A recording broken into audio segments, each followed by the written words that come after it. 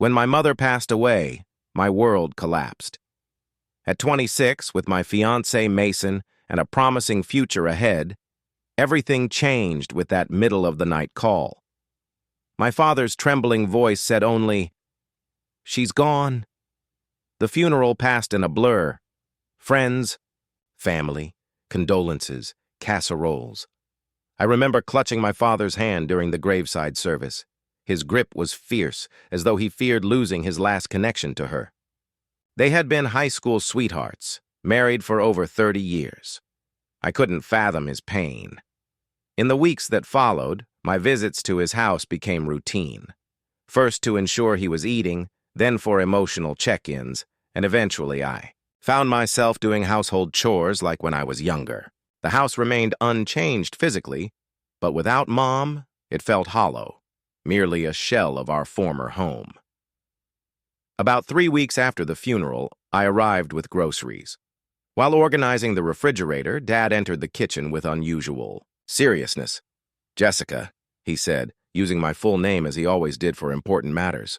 "I need to ask you something." I turned to face him. "What's up, Dad?" "I want you to move back in just for a little while." I hesitated. "What? Why?" "You know, Mason and I—" He gently interrupted. I know. It's just, this house is too quiet. I haven't been sleeping well. I eat dinner alone. I wake up alone. It's not something I'm used to." The pain in his eyes revealed a loneliness deeper than I'd witnessed even during the funeral. I swallowed hard. "Okay," I finally agreed, "but just for a little while." Mason was understanding but cautious when I discussed it with him. "It's a difficult time," he said. "If you think it'll help him heal, go for it. Just don't lose yourself in it, Jess." I packed a small suitcase and returned to my childhood home.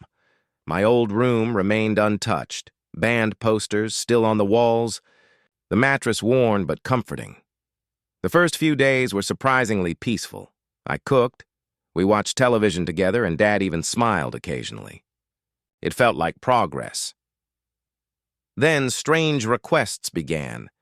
One night he asked me to sit in the living room until he fell asleep. "The house feels less empty when you're around," he explained softly.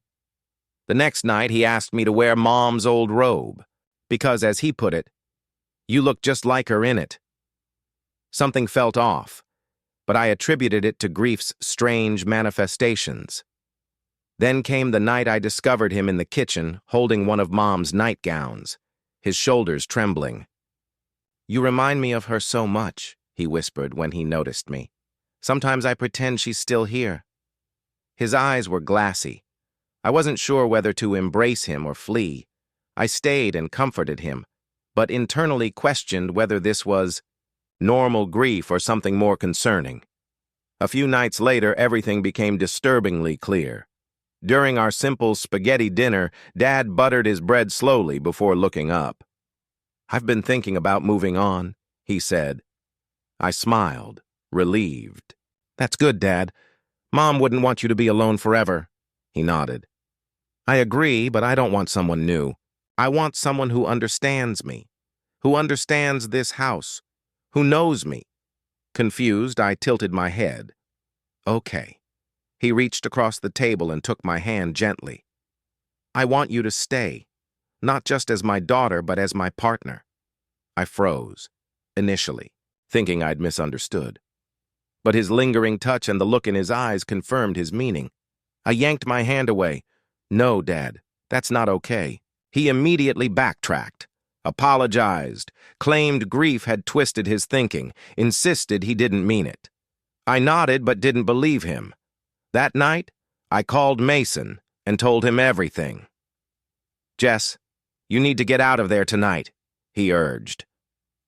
I didn't leave immediately. Something in me needed closure, needed to understand what was happening. The next day, while Dad took his morning walk, I entered his room and searched his desk. I found journals, neatly arranged and dated. Most entries expressed his pain, missing Mom, feeling trapped in the house, enduring endless nights.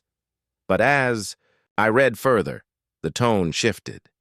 He wrote about me, how I reminded him of her, how perhaps fate had brought me back. One entry read, "Jessica is my light in this darkness.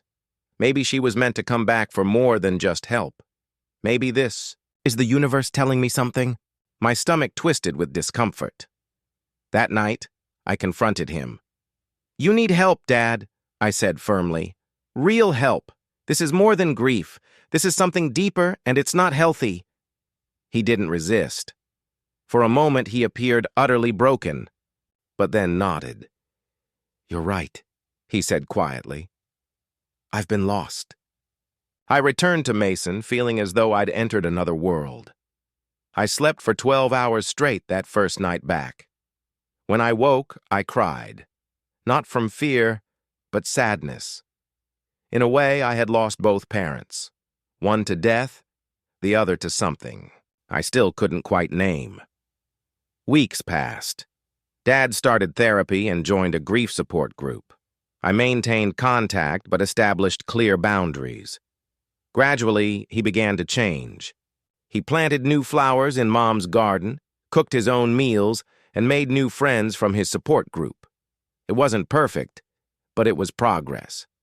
I learned how complicated grief can be, how it distorts reality and rewrites one's sense of self. But I also learned that genuine love sometimes means walking away, setting limits, saying no. I still visit him weekly. We talk about Mom, share stories, laugh, and sometimes cry together. We never discuss that night and never will. Some things belong in the past, and some boundaries once crossed cannot be undone. But healing, that remains possible even after everything.